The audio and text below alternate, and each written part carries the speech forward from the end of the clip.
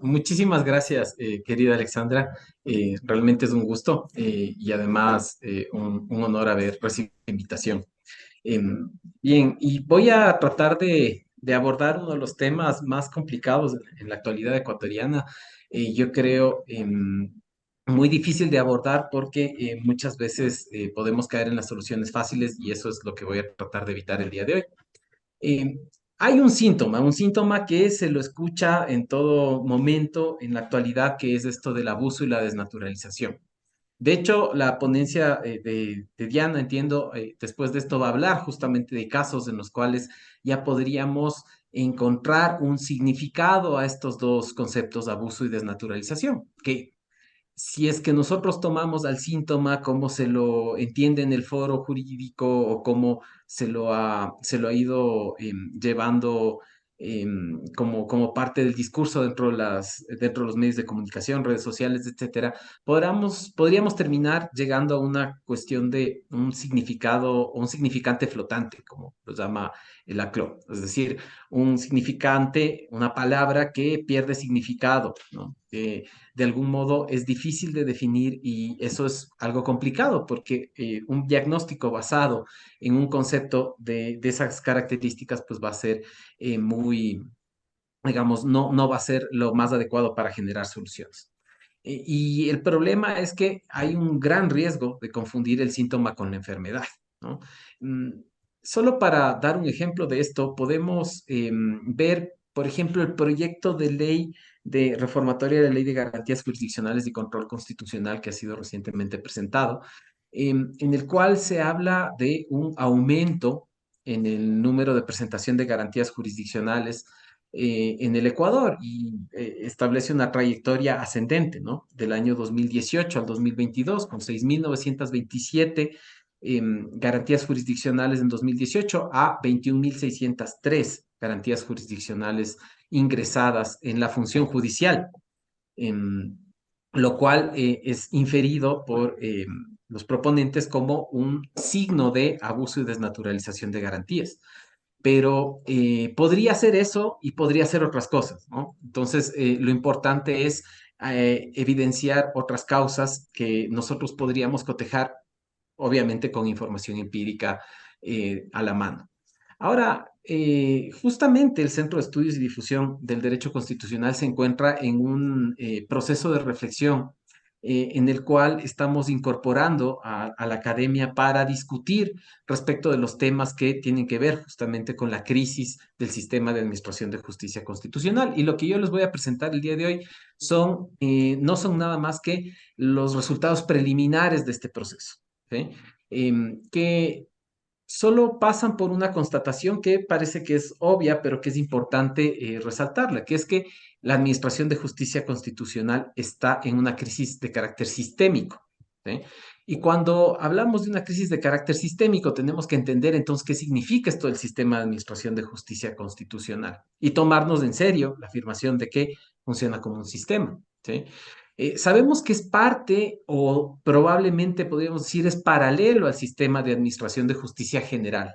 Y lo que afecta a algún sistema probablemente va a tener consecuencias en el otro. Como todo sistema, es un conjunto de varios elementos que al sumarse es más que la adición de todas sus partes, ¿sí? Y en el caso del sistema de administración de justicia constitucional, nos estamos refiriendo a un conjunto de órganos, de normas, sí, pero también de políticas y prácticas que juegan el momento en que estos órganos interactúan. A nivel institucional, tenemos jueces de primer nivel, cortes provinciales, Corte Nacional y la Corte Constitucional como parte de este sistema de administración de justicia constitucional. Una parte muy importante, pero no es donde comienza ni donde se acaba el sistema, ¿sí? Este sistema está orientado a un fin. Y este fin no es otro que el lograr la tutela efectiva, imparcial y expedita de los derechos de las personas, ¿sí? Como todo sistema de administración de justicia.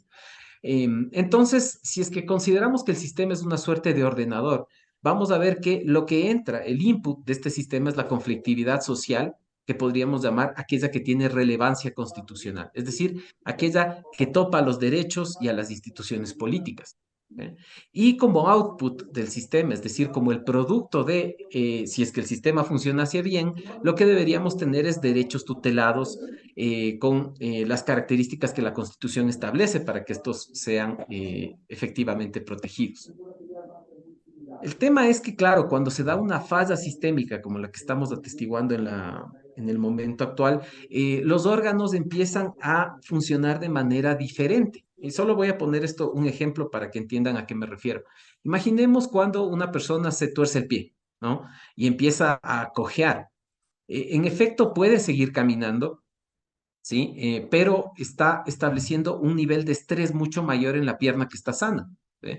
Y entonces el problema es que eso luego te genera problemas de cadera, tienes una cojera permanente, bueno, podrías generar otros problemas. Y eso es lo que está pasando en el sistema de administración de justicia constitucional. Existen órganos que están funcionando, que tratan de funcionar lo mejor posible y otros que no.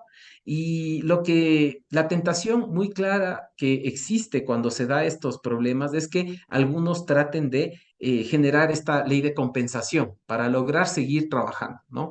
Y si consideramos al sistema como parte de toda la administración de justicia en general, vamos a ver que también la administración de justicia constitucional termina siendo las muletas de el sistema de administración de justicia general. Y eso no está bien. Y ahí es cuando empieza a generarse los problemas, las deformaciones y la desnaturalización, si se quiere utilizar ese término.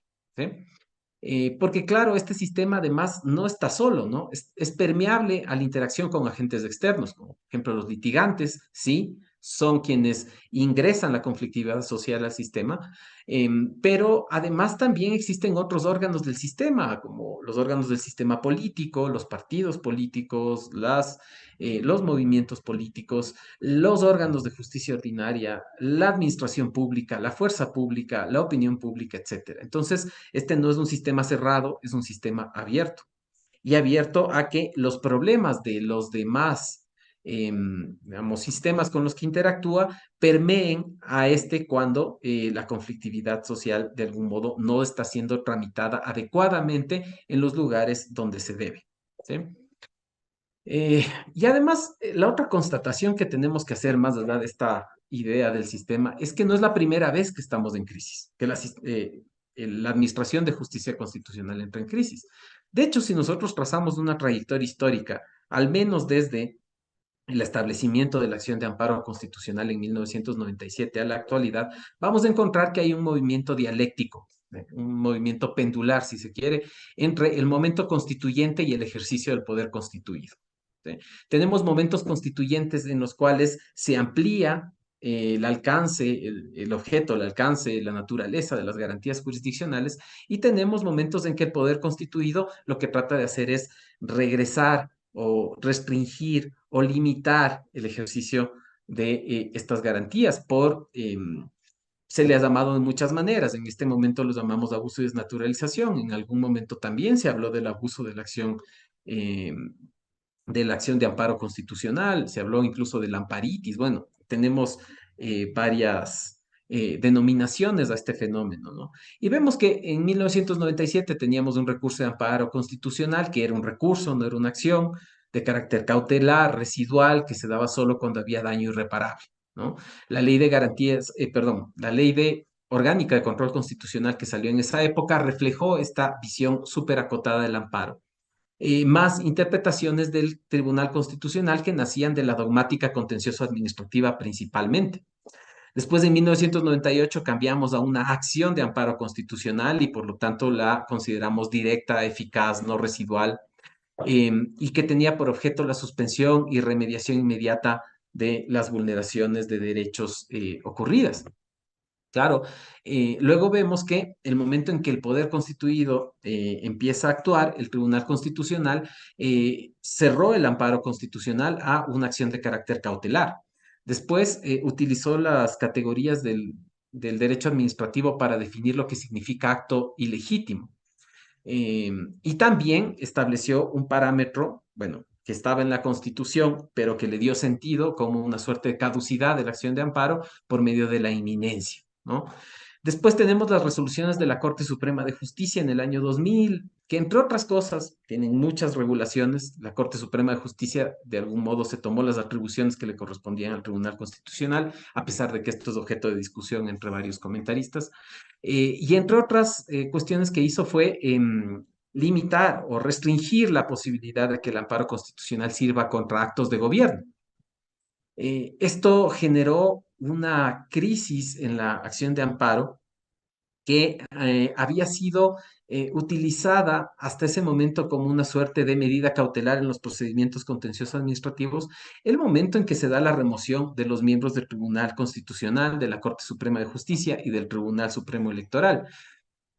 Conocemos estos eventos y además ya lo tenemos con un nombre en la Corte Interamericana, Camba Campos y otros versus Ecuador, Quintana Cuello y otros versus Ecuador, y la reciente sentencia Aguinaga Ayllón versus Ecuador, en las cuales de algún modo una de las cosas más, digamos, de los signos más fuertes de limitación a este, en ese momento, abuso del amparo constitucional fue cuando el Tribunal Constitucional emitió una resolución que decía que cuando los magistrados removidos presenten acciones de amparo, los jueces deberían rechazarlo de plano o inadmitirlo, pues en caso contrario se estaría despachando con una causa contra ley expresa que acarrearía las acciones judiciales correspondientes. Cito. Y luego viene el 2008 con un momento constituyente que vuelve a generar una ampliación y una expansión muchísimo mayor de la acción de protección, las medidas cautelares y la acción extraordinaria de protección. Ahora, claro, estamos de nuevo en el otro extremo del arco pendular. Estamos en el momento en el que estas acciones han sido objeto de abuso, han sido objeto de desnaturalización y estamos preguntándonos cómo limitarlos. Y nos enfrentamos a una disyuntiva. La disyuntiva es empujar el péndulo de vuelta, es decir, generar limitaciones al estilo de las que se hicieron en el año 2000, restringir las garantías de una manera no tan,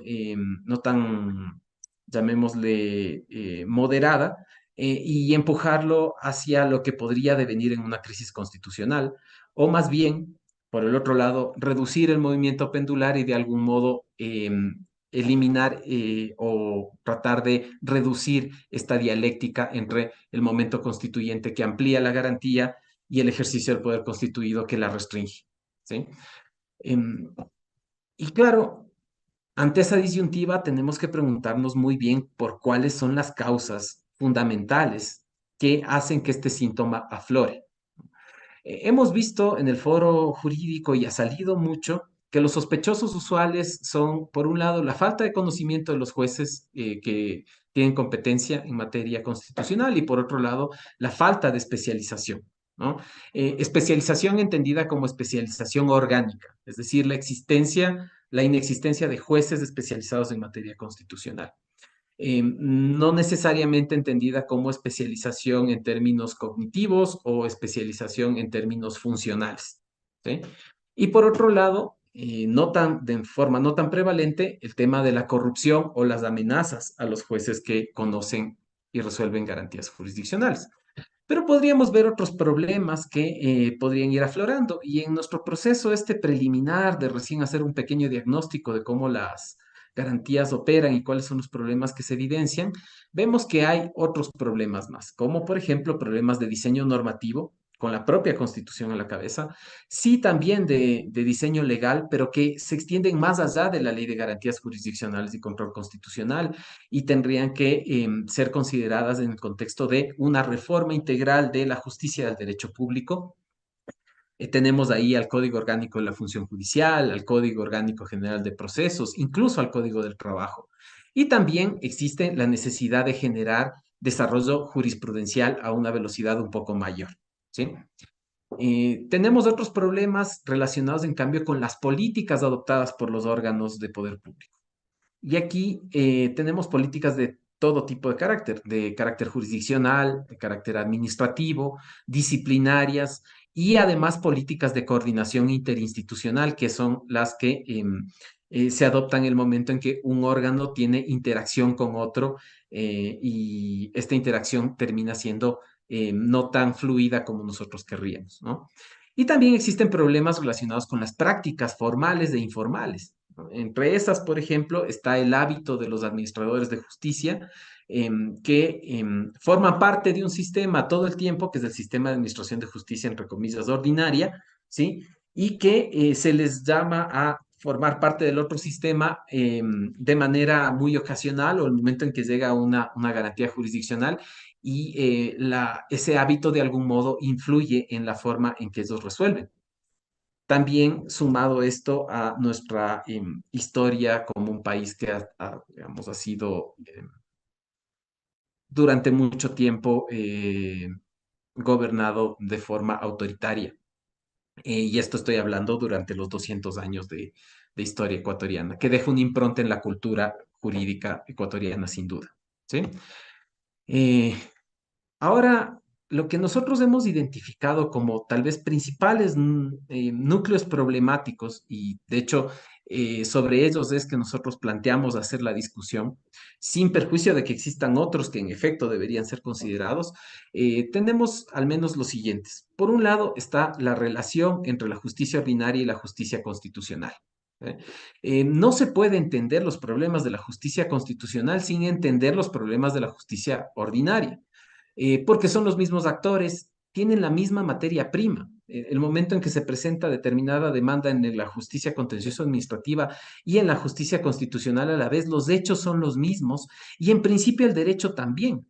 ¿Por qué? Porque el juez ordinario está obligado a aplicar la Constitución en sus decisiones y el juez que conoce una garantía jurisdiccional tiene que considerar el ordenamiento jurídico que está afectando el momento en que toma una decisión. El tema es que los carriles son distintos y para las personas que han ido en algunas de las vías del Ecuador, por ejemplo, en mi caso, la vía Simón Bolívar que rodea a la ciudad de Quito, el problema es que a pesar de que los carriles son distintos, las líneas están despintadas, ¿no? Hay un problema que tiene que ser resuelto con todas las herramientas que hemos enunciado, normativas, políticas, de prácticas, etcétera. Y también que existen varios desincentivos para el litigio contra el Estado en sede contencioso administrativa, contencioso tributaria y laboral del sector público. Una de las posibles explicaciones que se podría dar a este aumento en la presentación de garantías jurisdiccionales en el Ecuador en los últimos años, tal vez tendría que ver con las ventajas que al menos al principio aparecería tener esta Administración de Justicia respecto de presentar una acción ante el Tribunal de Contencioso Administrativo que está colapsado, que no tienes acceso territorial, que no tienes doble instancia, en el cual, digamos, que está ocupado de cuantificar las reparaciones económicas por las violaciones de derechos constitucionales ordenadas por otros jueces, etcétera. Digamos, hay muchas razones por las cuales la justicia contenciosa administrativa no es una buena opción cuando tú hagas un análisis costo-beneficio respecto del litigio. El otro tema es la competencia y sobre todo el tema de la competencia territorial, ¿no? Em, que mucho tiene que ver con confusiones que existen en el foro y a nivel de jueces en temas como la relación jurídica sustancial y la relación jurídica procesal, la legitimación activa en el proceso y la legitimación activa en la causa, la calidad de legitimado y la de afectado, la competencia del órgano y los efectos del acto. Todos estos son elementos que al ser, digamos, mal manejados por los operadores jurídicos y por los litigantes incluso, hacen que el tema de la competencia territorial haya sido un problema bastante complicado y probablemente no es la legislación ni el conocimiento específico sobre derecho procesal constitucional el que falte, sino sobre bases claras relacionadas con la teoría del proceso, que esto es transversal a todas las materias. Temas relacionados con el efecto de las decisiones también. Y aquí también vemos algunas cosas como la naturaleza del proceso, la relación jurídico-procesal, la necesidad de garantizar el derecho a la defensa de la contraparte el momento que se establecen efectos para la decisión y la coherencia decisional. Mucho de esto ya ha sido desarrollado por la jurisprudencia de la Corte Constitucional y la ley tiene normas que uno podría considerar meridianamente claras al respecto, pero parece que ahí se está generando problemas que podrían deberse a otras causas que son externas a la existencia de normativa al respecto. También está una cuestión relacionada con los mecanismos de unificación jurisprudencial. Por un lado, cuál es el papel que la Corte Constitucional debe cumplir en el sistema y por otro lado, cuál es el papel que tiene la acción extraordinaria de protección y la selección de casos para la emisión de precedentes en materia de garantías jurisdiccionales en este rol que la Corte cumple. La capacidad resolutiva de la Corte Constitucional, me refiero en términos del flujo de entrada de casos y el flujo de salida que tiene al ser una Corte que decide todo en pleno, es otro tema que hay que discutir.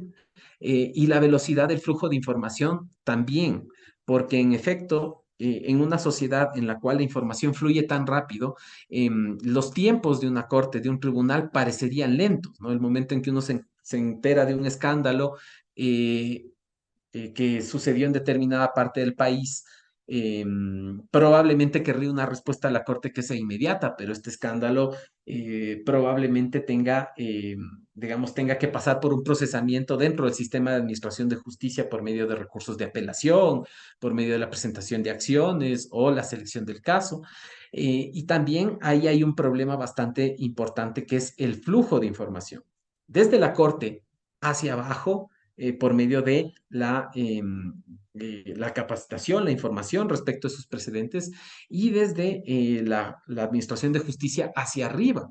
¿No? Uno de los datos más interesantes fue, que obtuvimos fue cruzando justamente esta información del Consejo de la Judicatura de acciones presentadas respecto de los casos que llegaron a selección y revisión de la Corte y nos dimos cuenta de que solo el 25% de los casos que son ingresados a la Administración de Justicia Constitucional llegan a la Corte en cumplimiento de el artículo 25 que dice que el juez debe, debe enviar la sentencia para que la Corte la seleccione. ¿Qué pasa con ese 75% de los casos y qué hay detrás del incumplimiento de estas normas?